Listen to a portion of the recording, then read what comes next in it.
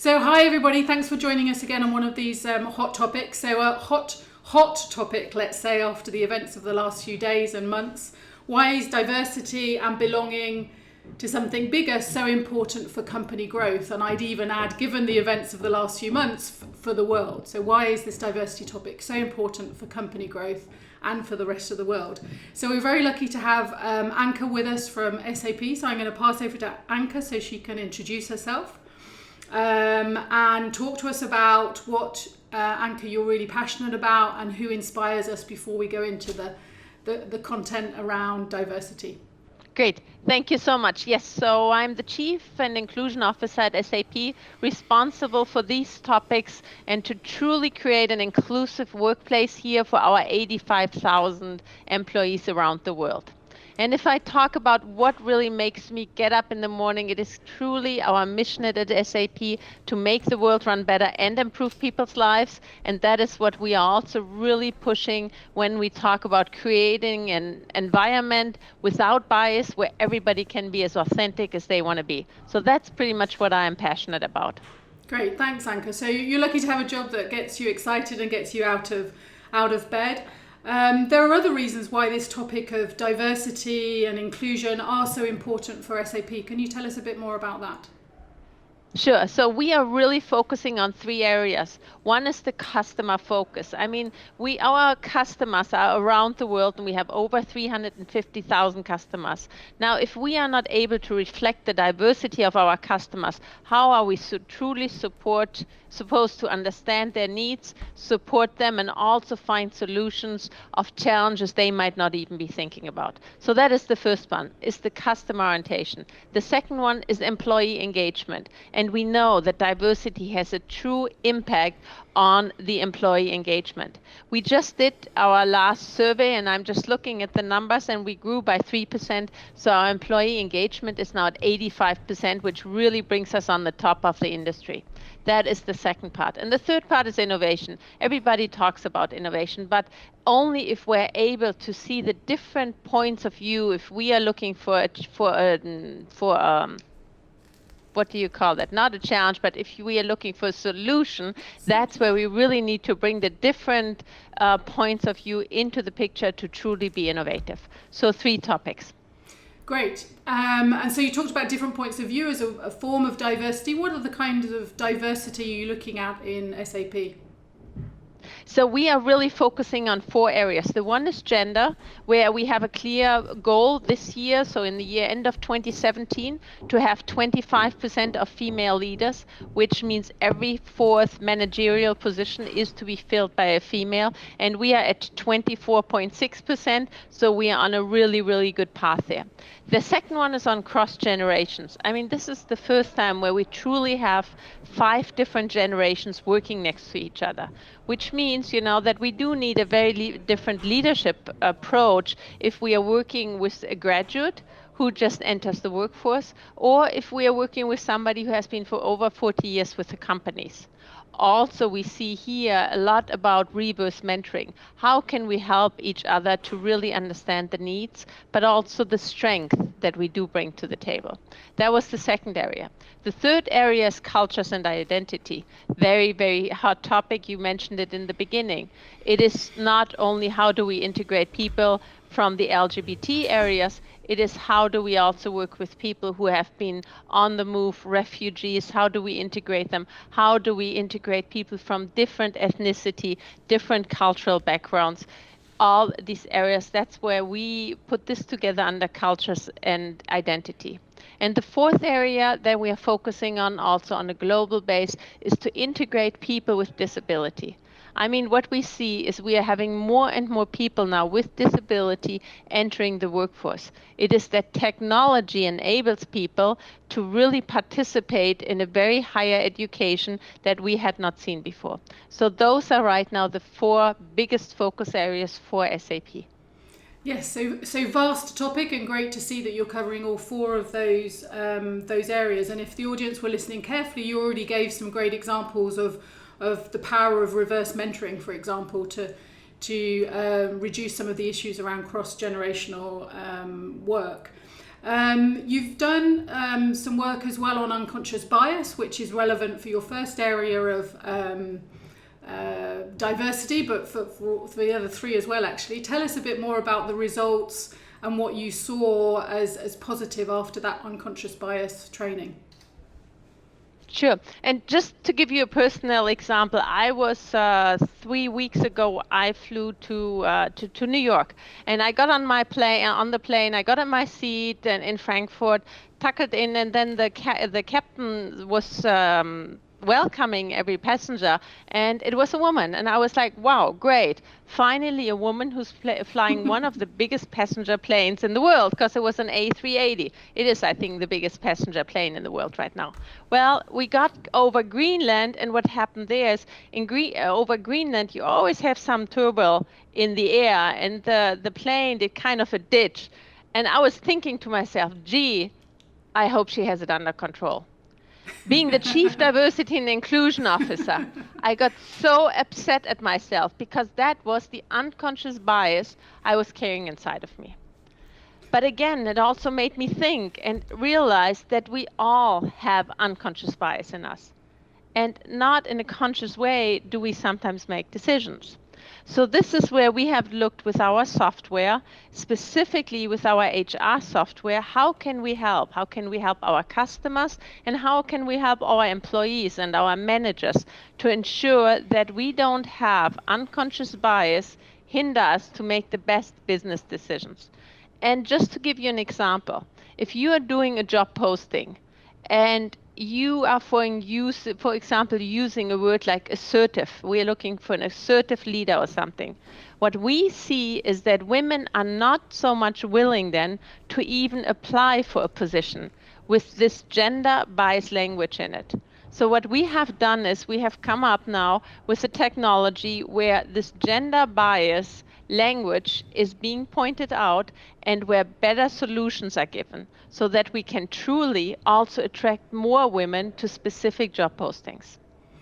Great. So some great examples there. Your story, I think, shows as well some vulnerability on your own side, so a great sign of leadership. Yeah. And the fact that you're building and adjusting your products and your software as well to be able to detect some of that unconscious bias is great to see. So it's an ongoing topic, isn't it? I don't think we ever get to the end. There's not an end point. There's metrics. So tell us a bit more about the metrics, though. So you talked earlier about your gender diversity target. What other metrics are you following, and how does that help you progress? Mm-hmm. So I'm an economist, so I strongly believe in what gets measured gets done. But there are also legal requirements that we keep into consideration, and also some legal areas where we are, because of data protection, not allowed to take all KPIs. So if I just look at a global base, what we are tracking here is women in management. We are also looking at women in the workforce. We are looking at promotions. We are looking at all these topics. In certain parts of the world, we are also looking for ethnicity. But again, it depends on the legal law, what we are allowed to track and what we are not allowed to track. And I know that you're also a very firm believer, Anka, in that your diversity makes your products better as well, and makes your relationship with your clients better. Tell us a bit more about that. So what we have really rolled out 2 years ago is a truly design thinking approach where we always look into the eyes of our customers. But what we are doing is we are making conscious decisions to the teams where we are working in a design thinking approach to ensure that they're truly diverse, which means in the beginning already of looking for a solution of a challenge we are looking that we get as many different points of views into the room. And I need to be very honest here. Diversity in the beginning enlarges complexity. It makes complexity bigger because you have to hear more voices, you have to take more points of view into consideration.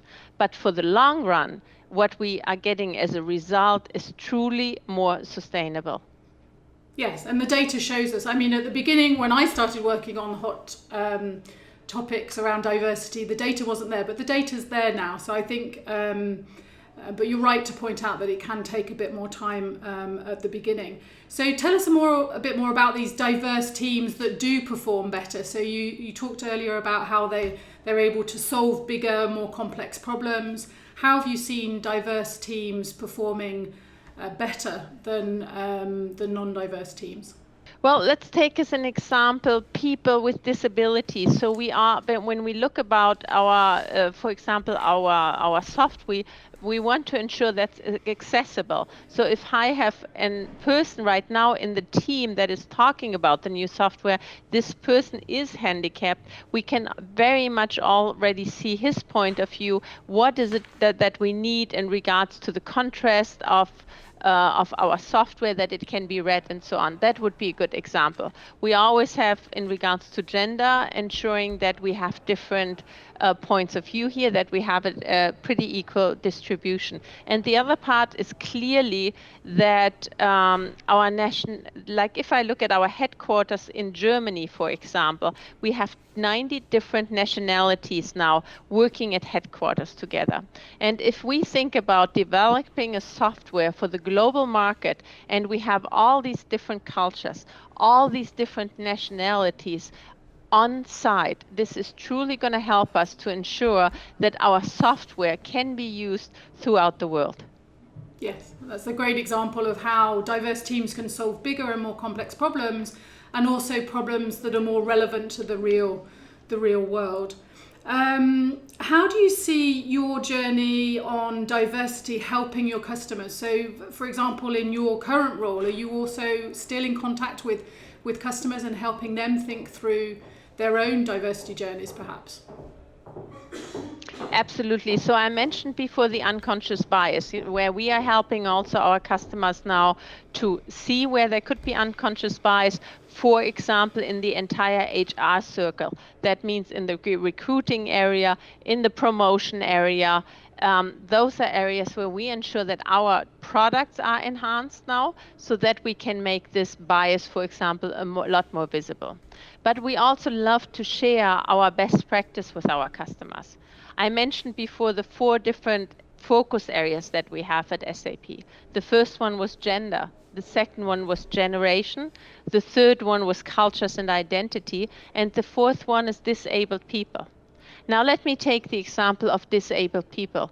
We launched a program 3 years ago here where we are focusing on bringing people, colleagues into the workforce who have been diagnosed with autism.